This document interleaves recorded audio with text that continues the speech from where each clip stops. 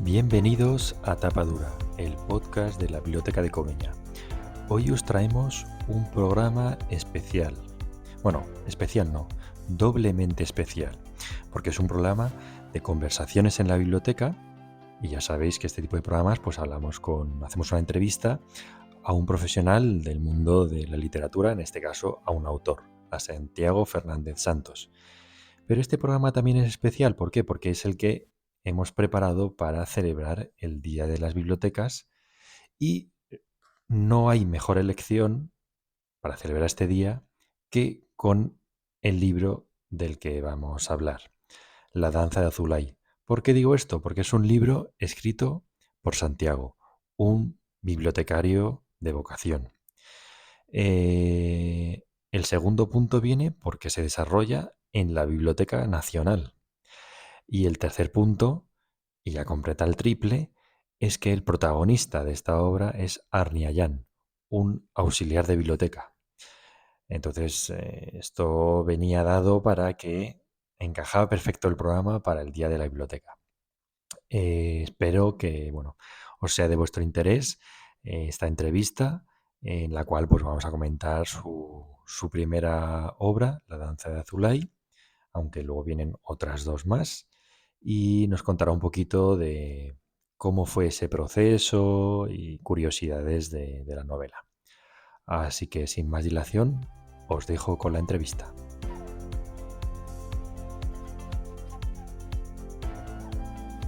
Hola Santiago, ¿qué tal estás? Buenos días, pues la verdad es que muy ilusionado por estar en un podcast bibliotecario. Siendo bibliotecario y escritor, pues no puedo estar en mejor podcast. Pues bienvenido y muchas gracias por haber aceptado la invitación de Tapadura para esta entrevista. Como ya he comentado un poco antes, Santiago Fernández Santos, vamos a decir nombre y apellidos, tiene ahora mismo 3 novelas, las cuales forman una trilogía: La danza de Azulay, Judas, dagas y dudas, me encanta el título, es poesía pura, y Muy eufórico, ¿no? la tercera y de hace poquito, de reciente publicación, Antes de la edad durmiente. Bueno, así para entrar un poco en esta trilogía, de principio sobre todo hablaremos de la primera para que nos entren ganas para ir a por la segunda y la tercera, que es lo que me ha pasado a mí. Yo me he leído la primera y ya estoy afilando mis gafas de lectura para la segunda y la tercera. Eh, Santiago, explícanos un poco de qué va la novela. Prefiero que la expliques tú, por así yo me evito por hacer algún spoiler y la líe parda. Sí, es verdad que es complicado hablar de las novelas sin hacer spoiler. Pero bueno, te cuento, yo he estado en la Biblioteca Nacional trabajando muchos años y cuando entré en la biblioteca la verdad es que descubrí un lugar lleno de cultura, de sabiduría y de curiosidades, de muchísimas cosas que me inspiraban todo el tiempo. Entonces eso me hizo, yo había estado escribiendo guiones para largometraje antes y el estar ahí la verdad es que me inspiraba continuamente y dije, tengo que escribir alguna historia sobre esto. Entonces desde el punto de vista de todo eso, toda esa biografía que yo vivía ahí, pues empecé a elaborar con los personajes que conocí ahí, empecé a elaborar una historia que mezclaba un poco de mi biografía ahí, mezclaba un poco de historia también y un poco de magia. Digamos que son historias costumbristas y mágicas en Ujú, ese entorno de la Biblioteca Nacional, porque el protagonista es un auxiliar de biblioteca como era yo ahí. ujú. A ver, cuéntanos un poco cómo es el proceso creativo tuyo a la hora de escribir. ¿O se ha ido evolucionando a través de estas 3 novelas? La verdad es que es el mismo, es el mismo. Es un poco vivir, ¿no? La vida que yo estuve viviendo allí, también en el barrio bohemio de Lavapiés. Entonces, lo que yo iba viviendo, digamos que iba tomando notas. O sea, la primera fase es en una libreta, bueno, ahora en un móvil, iba tomando notas de cosas que me parecían especiales, que tenían cierta chicha, cierta amiga y que podían ser interesantes. También curiosidades reales, históricas de la biblioteca. Entonces, la primera fase es como una toma de notas. toma notas. Luego la siguiente fase sería como, digamos, pensar cómo todas esas piezas que tengo puedo unirlas como un collage y puedo crear una historia que sea realmente interesante. Desde el punto de vista de lo que yo he vivido, a nivel también espiritual y un poco vivencial. Entonces, desde ahí, con personajes que tenía, fui creando digamos, una escaleta de la propia historia. Después de eso, la siguiente fase ya es empezar a escribir cada secuencia. Tengo también una forma curiosa de creando archivos para cada personaje, para cada trama.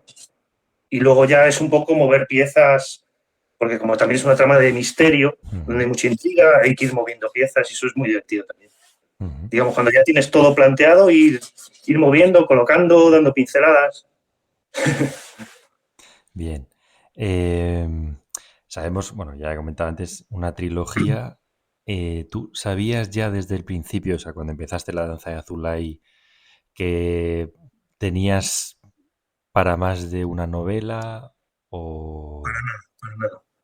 No, no, mi idea era, claro, yo había escrito largometrajes, guiones para largometraje.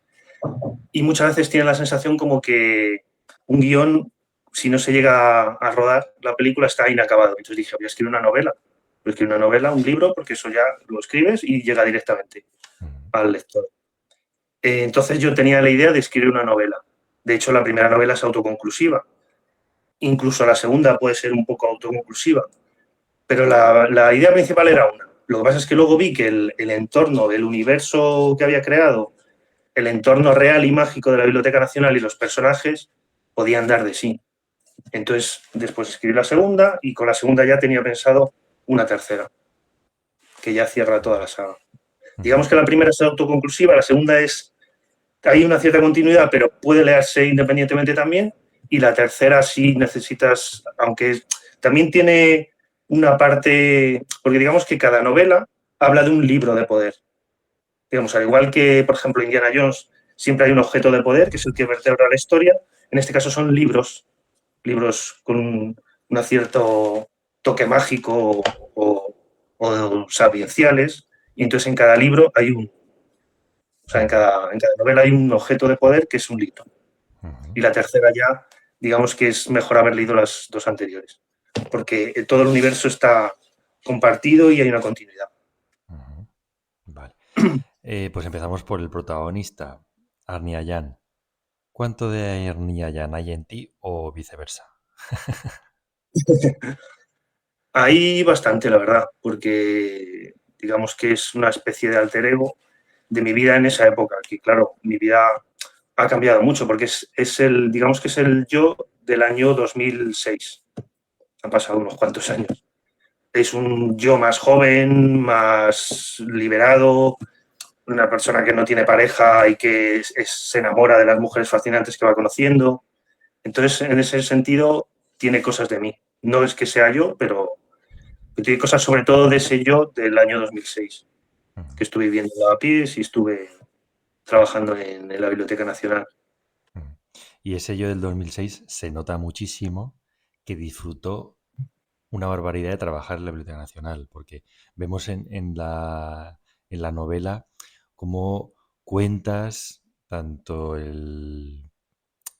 la relación con los usuarios, la relación con los servicios, cómo funciona la Biblioteca Nacional, la sala general, cuáles son los procedimientos, lo de intonsar, es que no me Sí, acuerdo la palabra, desintonsar los libros. desintonsar los libros, o sea, un mogollón de información que se nota que eso se De quedó vocación. ahí. Sí, de vocación total. Claro, yo tengo esa vocación de bibliotecario y cuando llegué allí dije, madre mía, es que yo venía de trabajar como contable 8 horas metiendo facturas en el ordenador. Entonces, pasar de eso a trabajar con personas y con libros, con todos los libros que se han escrito en España, porque en la Biblioteca Nacional está todo lo publicado en España, con tesoros, pues claro, yo estaba maravillado. Y entonces todo ese tiempo ahí, pues he sido muy feliz. Y de hecho, las novelas también son como una parte también del conocimiento de, para el lector del propio trabajo del bibliotecario que muchas veces no se conoce y del trabajo específico de una biblioteca nacional. Entonces eso también quería mostrarlo, las curiosidades del trabajo allí, pues lo de desintoxar libros, que separar las hojas, que se hace con un cuchillo especial, que hay gente, que hay lectores incluso que les gusta hacerlo ellos, porque es que esto viene creo que del siglo XIX, que se hacía así específicamente porque los compradores de los libros querían ellos abrir el libro, como si fuera desvirgar el libro, y que sean ellos los que, como un así de posesión muy curioso. Y claro, yo trabajaba en el Salón General, que es donde se sirven todas las monografías. Y entonces ahí es un salón que, para los que no conozcan, si quieren googlearlo y ver las fotos, es un lugar precioso. Y era fascinante la gente que conocías allí. Es que iban allí investigadores de los mejores hispanistas del mundo, investigadores de todo tipo, gente muy curiosa, incluso gente sin hogar que iban allí cada día con una chaqueta que habían cogido grande de por ahí, porque ahí se sentían como parte de algo. O, por ejemplo, había una usuaria que pedía manuales para una posición, pero en realidad lo que pedía eran novelas rosas y ella estaba todo el día leyendo novelas rosas y se había leído, yo creo, todas las novelas rosas que existen. Te encuentras personajes súper curiosos. Gente, luego vas a la cafetería y en la cafetería te sientas pues con Pablo Jauralde, uno de los mayores expertos en Quevedo del mundo.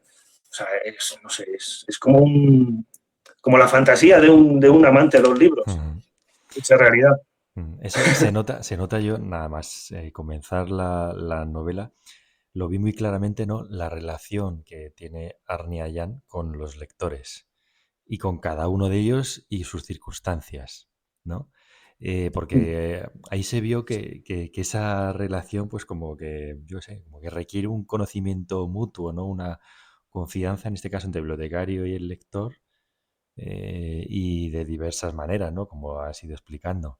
Y ha habido alguno, por ejemplo, el personaje de Faustino Prieto, a mí me ha gustado mucho. Me parece que Pereira. sí, Faustino, sí. Faustino Pereira, el Pereira. detective de libros. Sí. Sí, me ha parecido muy interesante su figura y su trabajo. Me ha parecido muy Está interesante. basado en un personaje real, de hecho. Bueno, en varios personajes, digamos. Pero sí, la figura del detective de libros es que me parecía apasionante. Que aparece no sé si has visto la película La novena puerta, que está basada en el libro de Pérez Reverte, creo que es el Club Dumas. Y ahí sale Johnny Depp, interpreta a un personaje que es un detective de libros. Que es una persona que se le contrata para conseguir un determinado libro que no está en ninguna biblioteca, que está descatalogado. Es muy curiosa la fauna que uno encuentra en la biblioteca y, claro, también el hecho de que el bibliotecario tenga, pues como he tenido yo siempre, el interés y la escucha por conocer al otro. Que eso, pues las personas y los libros son un interés que siempre he tenido, claro. Porque realmente un libro es una persona, o sea, un libro es un recipiente de papel donde las personas vuelcan su vida. Realmente la Biblioteca Nacional está llena de vidas de personas. Eso es lo que le hace vivo. Sí, bueno, son libros que están dormidos hasta que los abres y los despiertas y te empiezan a contar su Exactamente. historia. Si lo Exactamente. ves, es Exactamente. Claro, es un... que el lugar donde yo trabajaba, donde trabaja Arnie Allan, el protagonista, está en el Salón General, donde están todos los libros que son todas esas vidas y las personas que también son vidas. Entonces, es un cúmulo de historias en libros, historias en personas, porque cada lector es una historia. 308 pupitres que hay en el Salón General son 308 historias. Y cambiamos de personaje a otro también muy importante, que es la ciudad de Madrid. O sea, Exactamente, sí. yo leyendo digo, Santiago es un enamorado de Madrid, seguro. Totalmente, sí. Digo, por la descripción de los lugares, los edificios, la ambientación, las calles, las personas. Me pareció, y que cada vez iba cogiendo más peso en la novela, me pareció. O sea, que en muchos casos se dice, ay, tal, sí, la ciudad es protagonista. En este caso es un personaje muy importante, muy Sí, y importante. lo sigue siendo en el resto de novelas un montón. Sí, sí, sí, sí. Sí, porque sí, estoy enamorado de Madrid y me encanta, pues como el personaje ir en bicicleta y descubriendo todo lo que ocurre, las personas, los edificios también, el tema de la arquitectura, de toda la historia que hay en Madrid. O sea, el personaje vive a escasos metros de donde se ha publicado la primera edición del Quijote o donde vivía Lope de Vega, el barrio de las Mm, Letras. Está todo lleno en la segunda novela, por ejemplo, pues hablo de todo el tema de todos los pasadizos que hay debajo de la Plaza Mayor, por todo el centro de Madrid, eh, todas las curiosidades históricas. Poca gente sabe, por ejemplo, que Giacomo Casanova estuvo preso en una prisión que había en el Parque del Retiro y estuvo alojado en la calle Espocimina, al lado de la Plaza Benavente. O sea, es que realmente Madrid tiene tantísima historia, el, mm. el- el barrio de los Austrias, el barrio de las Letras, y es fascinante la arquitectura de la Gran Vía, que todo eso también en la segunda novela. O sea, siempre me gusta como ir salpicando pues de curiosidades, que hay gente que conoce y hay gente que no.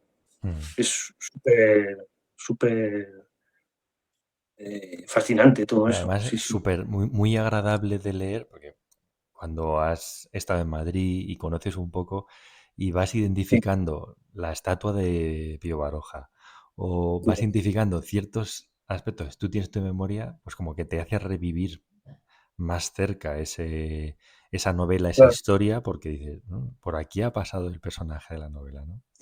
Claro, es que mis novelas he intentado siempre que tengan mucho de realidad.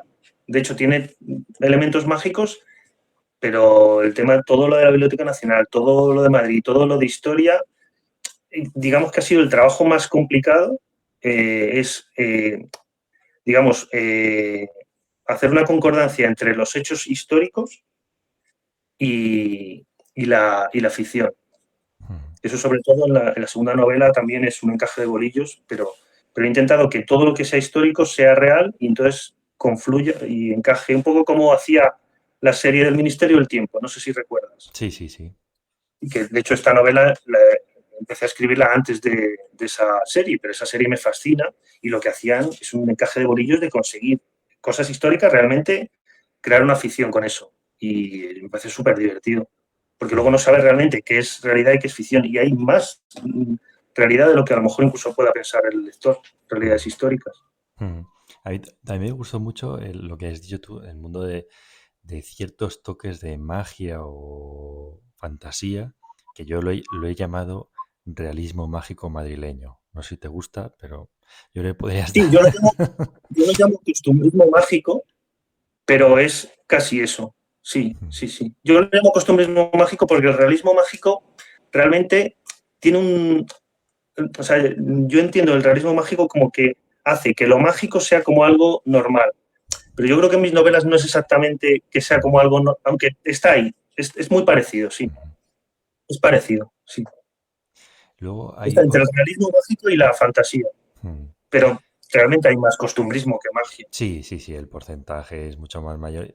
Y cuando ocurre el momento Sí. mágico, pues como que es como un frescor que dices, uy, tal, ¿no? Que Ah, también envuelve, ¿no?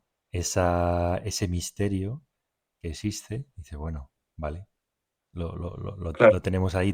También la actitud, en este caso del protagonista, también es súper importante, porque es alguien que tiene ganas de conocer, que tiene, o sea, es como cortocircuito. Le presentas algo y lo quiere saber y tal. Tiene esa curiosidad sana de saber y de vivir. Me parece muy, muy interesante y de apertura a la aventura. Sí, claro, y sí, sin va. juicio y totalmente abierto a conocer, claro, Mm. porque realmente la figura del bibliotecario es un guardián del conocimiento y entonces tiene que estar abierto a todas las novedades Sí. que entren en la biblioteca, digamos así la metáfora. Y de lo de Exactamente. fuera también, ¿no? Porque también está el tema del baile. que me pareció Sí, bueno, fascinante. O sea, la descripción que hace, ¿no? Cuando el protagonista se interesa por ese tipo de baile me pareció, porque yo lo desconocía, el nombre de la ese danza tipo de conta es danza así. desconocía y me pareció muy, muy interesante, digo, que era un ejemplo de esa apertura de Arnie Allan Sí, para que el eso es muy mundo. autobiográfico también, claro, porque fue así como yo descubrí esa danza, la danza conta, Ujú, que me parece un hallazgo absolutamente maravilloso. Es un tipo de danza contemporánea que se baila en contacto con la otra persona y que muchos incluso lo ven como una práctica espiritual, porque es muy potente, es muy potente. ujú. Yo lo recomiendo a todo el mundo que investigue un poco y si tiene el valor para probarlo, porque no todo el mundo está realmente preparado para bailar esa Ujú. danza, pero es absolutamente terapéutica y maravillosa. En estos momentos ahí que parece que el contacto físico con todo el tema Sí. digital y cada vez es menor, pues eso es totalmente revolucionario, ese tipo de danza, la danza conta. Además, ahí en la zona de Matadero, que es un foco cultural brutal, que yo también invito a En la Tabacalera, gente que se, sí, eso, en se Tabacalera. acerca, que se acerque Sí. porque es un foco muy importante. Que Sí, lo que ahí, pasa es que está cerrada ahora mismo mm, Tabacalera. mm, Ahora se hace en otro sitio. mm, Pero bueno, que si pueden ir, ahora mismo se está haciendo en Palos de la Frontera. mm, Pero bueno, hay varias jams que se hacen en Madrid para el que quiera mm, probarlas y yo lo recomiendo totalmente. mm. Luego, otro aspecto que me gustó mucho la novela y me retrotrajo al mundo del cine fue los inicios de algunos capítulos, porque me recordó muchísimo a la película de Amélie. Sí, Esas descripciones es de totalmente dos, homenaje. Sí, dos sí. frases Sí, con sí, diferentes sí. situaciones del momento de un señor que hacía esto, una chica que hacía aquello. Y yo no sé Es que si... no, no, es que Amélie es una de mis principales inspiraciones para escribir estas novelas. De hecho, La Danza de Azulay, la primera novela, yo siempre me pongo música para escribir. Depende de cómo sea la escena, pues me pongo una música u otra. Y la música de Amélie ha estado prácticamente siempre.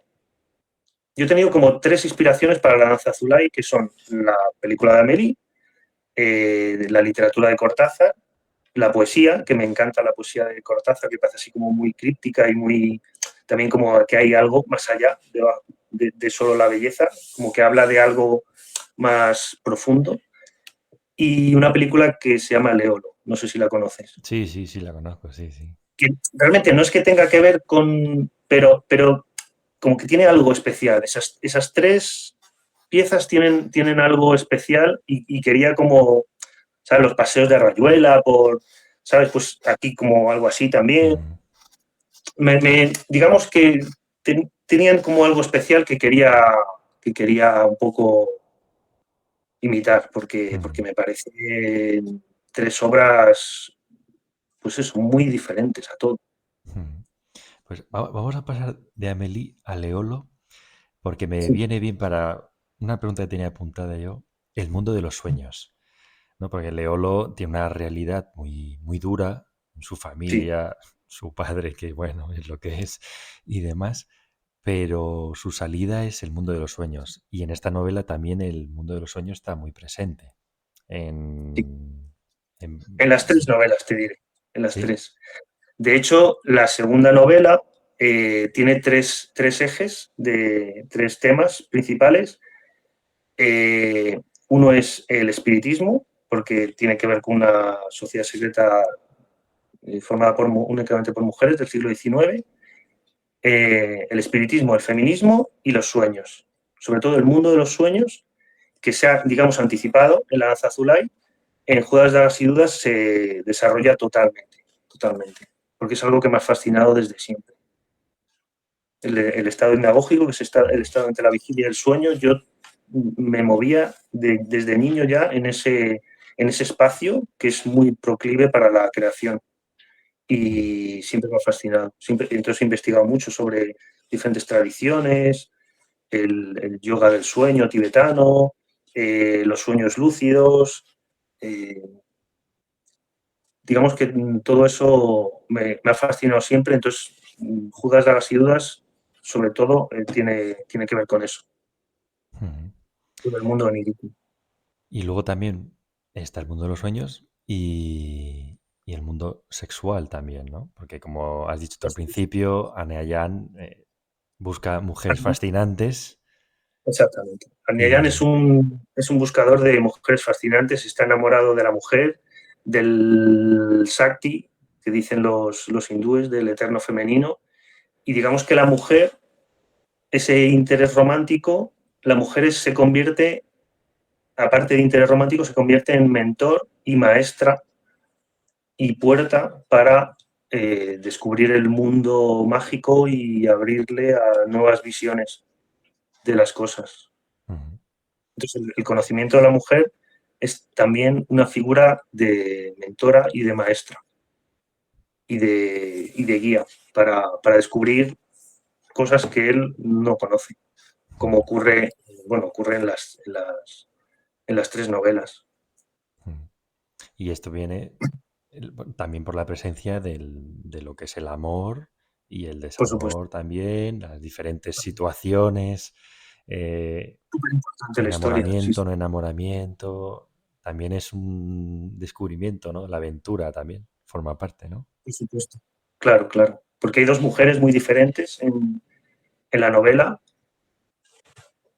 y una de ellas vertebra luego toda la historia, que claro, no se puede contar, No, no, no, porque no. haríamos spoiler, pero digamos que él conoce a una mujer misteriosa en la biblioteca, muy enigmática, y que le lleva incluso a investigarla y acaba descubriendo, en relación a un códice antiguo, acaba descubriendo un secreto que, bueno, la novela es pues, la revelación de ese secreto. Ujú. También a lo largo de la novela aparecen varias veces obras cumbre de la literatura. O sea, en un capítulo aparecen varias y al final, ¿no? Hay un guiño al Quijote que me gustó muchísimo. Tema ¿Cuál? de ¿Cuál? No sé a cuál te refieres. el desfacedor de entuertos. Ah, vale, sí, sí, sí, sí, sí. Entonces, me pareció también muy interesante, ¿no? Aparte de los grandes códices y de los libros que atesora la Biblioteca Nacional y que no están al alcance de la gente, pero sí que hay grandes obras cumbre de la literatura que sí que están al alcance de cualquier persona en una biblioteca municipal y que también tienen su hueco, ¿no? Y su importancia dentro de la, y lo nombras y la verdad es que me ha parecido también muy, muy interesante. Sí, sí, las tres novelas me gustan siempre como, digamos, como para el que pueda reconocerlo, dar como guiñitos, ¿sabes? De obras o de, sí, de obras de la literatura o de frases o de guiños literarios. Y de hecho también meto muchos, ¿cómo se dice? Muchos términos bibliotecarios que a veces explican y a veces digamos que son como para el que lo conozca, como una forma de hablar con un lenguaje bibliotecario, digamos, Ujú, haciendo como una metáfora de cosas. ujú. Y ahora yo, por ejemplo, me surge la pregunta, yo como lector he disfrutado la primera, ¿qué puedo esperar de las dos siguientes? Una evolución, continuamos con el protagonista, Sí, pero ¿cómo evoluciona? ¿Temporalmente continúa? sí Eh, digamos que la segunda, o sea, hay una continuidad cronológica directa, o sea, termina la primera y empieza la segunda. Lo que pasa es que es otra historia relacionada con otro libro de poder y con otra mujer maestra. Y el tercero va a ocurrir lo mismo y va a haber una evolución. Por supuesto, va a haber una evolución tremenda y un cierre del círculo. O sea, es una historia con continuidad, pero como te contaba antes, con diferentes libros y diferentes personajes. Habrá algunos personajes que se mantengan, por supuesto, el protagonista sigue siendo el mismo, pero habrá personajes que se mantengan, otros que desaparezcan, habrá nuevos personajes. En la segunda ujú, conoceremos al Capitán Judas, que es un personaje que me encanta, un ex legionario de 70 años que tiene muchísima historia y que va a vivir un montón de aventuras con él. basado además en una persona que conocí, porque casi todos los personajes tienen mucho de personas reales, algunos usuarios y otros no usuarios. Ujú. Y luego la Y tercera tendrá que ver con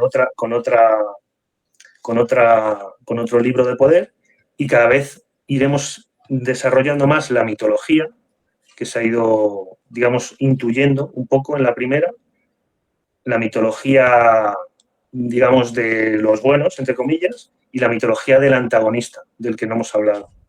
Pero que, bueno, tampoco se puede hablar mucho porque sería spoiler también. Pero digamos que la segunda y sobre todo la tercera entra en la naturaleza de esos antagonistas del personaje.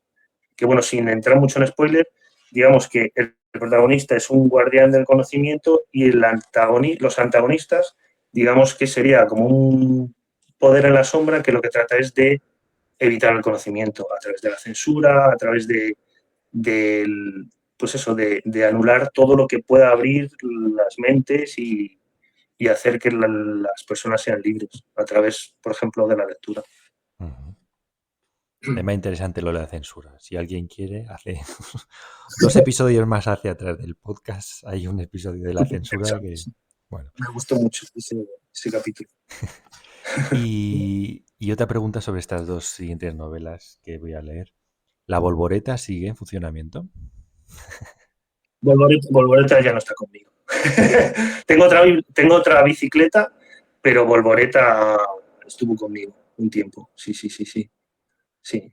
Una bicicleta de carretera negra maravillosa. Pero sigo moviéndome en bici con otra bicicleta. No, pero además le pegaba al personaje y a la ciudad. Sí, O una sea, bicicleta negra estilizada con el personaje que lleva el abrigo negro y el sombrero negro. no, la de yo, cuando lo escuché y demás, dije, mira, pues está curioso, ¿no? Un punto ahí muy bohemio, muy de Amélie Sí, también.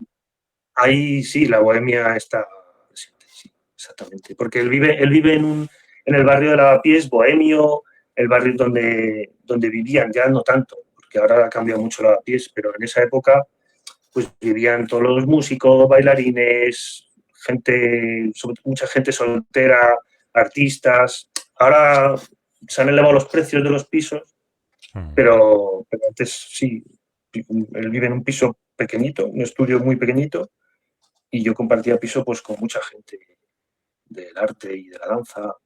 Ujú. Ahora ya hemos terminado esta trilogía. Ahora estás inmerso en algún proyecto a futuro, literariamente hablando, claro. Sí, pues te voy a ser sincero, empecé a escribir La danza azul en el 2006, justo cuando empecé a trabajar en el Biblioteca Nacional. He publicado en abril la última novela, o sea, son un montón de años escribiendo. He querido escribirla muy lentamente porque no tenía prisa. Ha habido muchísimo trabajo de documentación. Soy de escribir, pues eso, sin prisa y con mucha corrección, y para dejarlo todo soy muy perfeccionista.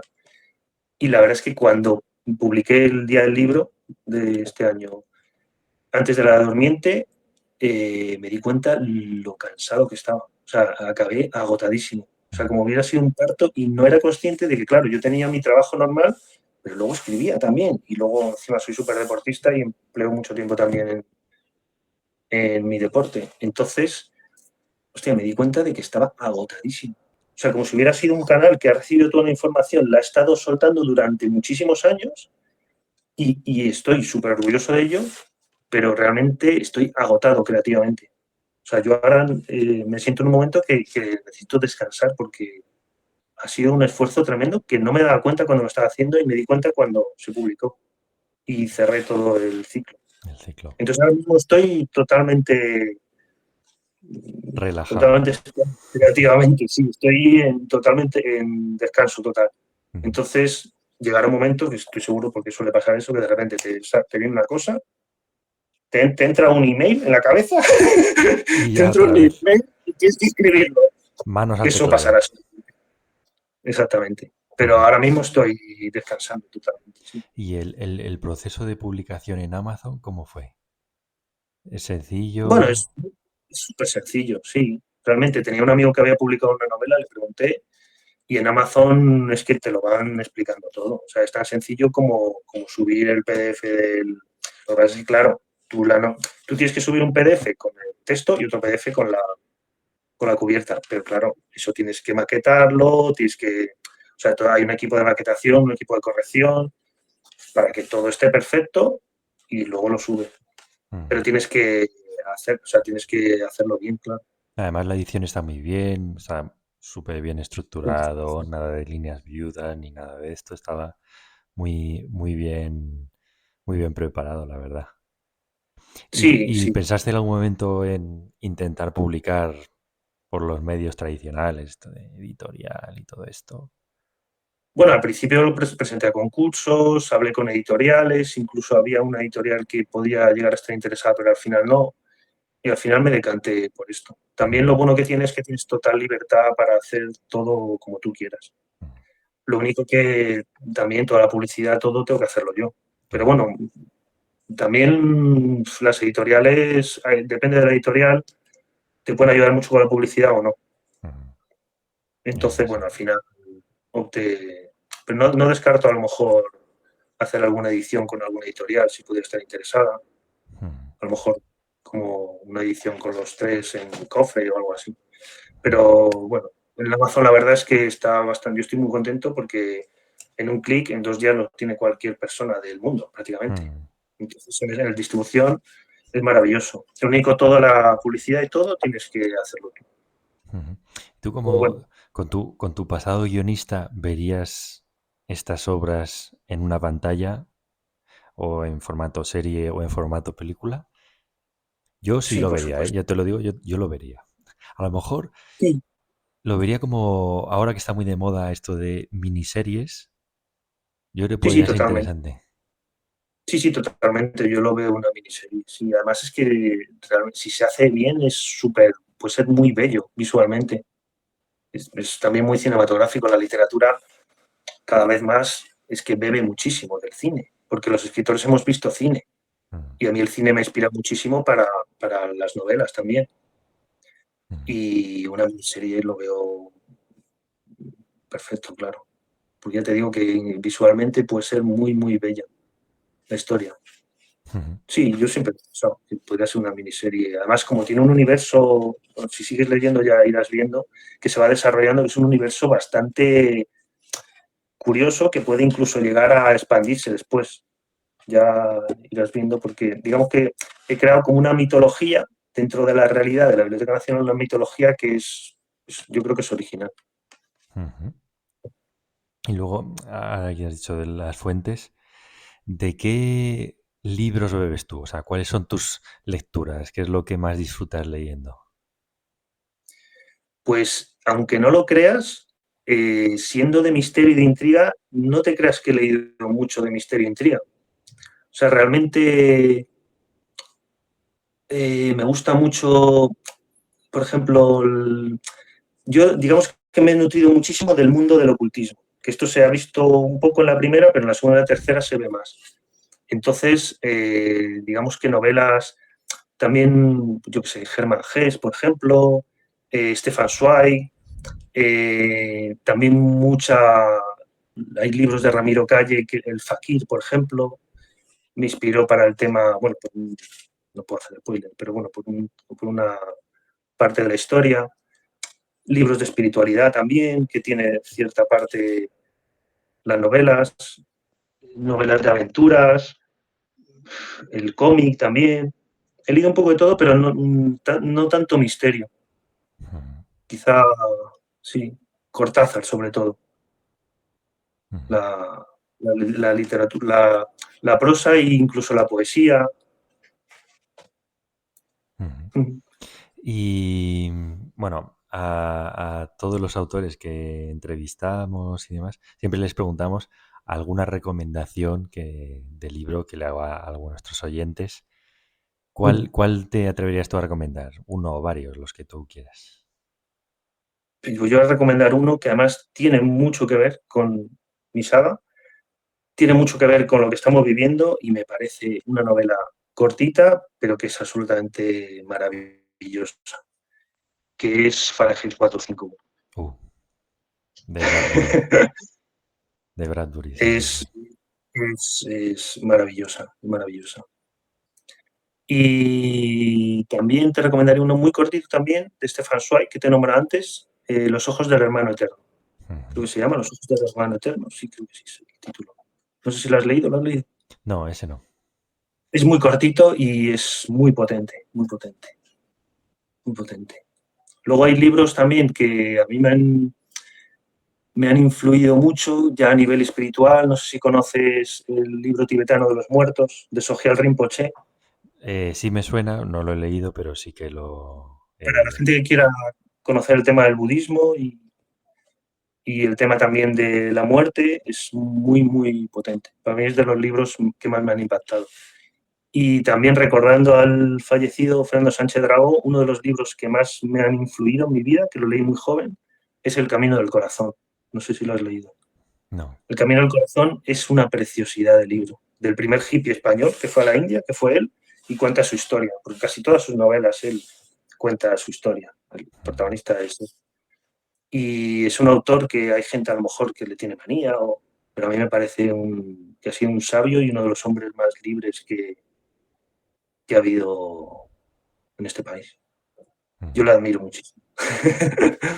Estuve con su hija en la Feria del Libro de Madrid, con Con Ayanta. Ayanta, y nada, hicimos una mini entrevista, estaba allí firmando y demás. Es súper simpática, súper maja. Y tenemos pendiente una entrevista para el podcast, pero bueno, a ver si un poco más Qué adelante guay. sobre su última novela. Y ahora ya para terminar la entrevista, hay un texto en la novela que me llamó mucho la atención y dije, "Pues, este es ideal para terminarla", que bueno, está Arne Allán hablando con un lector y le pregunta, ¿y cuál es la misión de un bibliotecario? Arne Allán contesta, conservar, mantener y servir el conocimiento, creo, creo. ¿Es tu opinión? ¿Completarías? Sí, en mi opinión, por supuesto, él exactamente. Él lo dice, creo, porque está como que se siente que es una misión y una labor tan sagrada, como dice, como con humildad, ¿sabes? Sí, Como, es eso lo que tengo que hacer. en líneas Exactamente. generales puede ser, Y de las generales espero es no eso. olvidarme nada. Exactamente, es eso. Eso es. Y eso es lo que hace el protagonista, en realidad, porque hay 3 libros súper poderosos que él tiene que tratar de mantener con vida. Encontrar y mantener con vida y difundir, exactamente, sin ningún tipo de censura. Genial. Pues muchísimas gracias, Santiago. Bueno, también desde aquí yo le podemos dar las gracias también a Elisa, que fue la que permitió el contacto. Maravilloso. Sí. Muchísimas gracias. Y también muchas gracias a ti, como te he dicho al principio, por pasarte por este espacio de podcast Tapadura y también por haber escrito esas novelas, haberte vaciado y haber vaciado y compartido con todos los lectores tu experiencia en la Biblioteca Nacional, que es bueno, la biblioteca de cabecera del sistema español bibliotecario, ¿no? ¿Cómo se llama?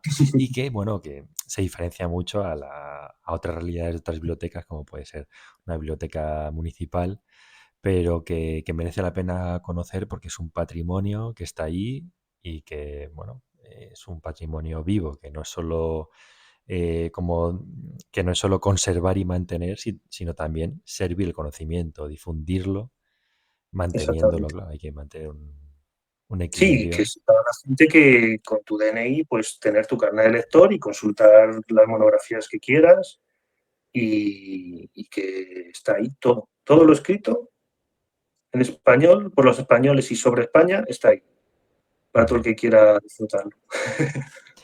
De acuerdo, pues muchísimas gracias, Santiago. Y Un bueno, honor. ya te contaré. Cuando avance yo con mis lecturas, ya te iré contando. Genial. Cuando vaya con Judas, Dagas y Dudas y antes de la edad durmiente. Oye, te voy a contar una cosa que es una curiosidad súper potente, porque la segunda novela, Judas de las Idas, trata sobre los sueños. Pero es que el proceso creativo de esta novela es alucinante. Yo me despierto una mañana con la frase Judas, dagas y dudas en mi cabeza. Me levanto con esa frase y digo, ¿y esto?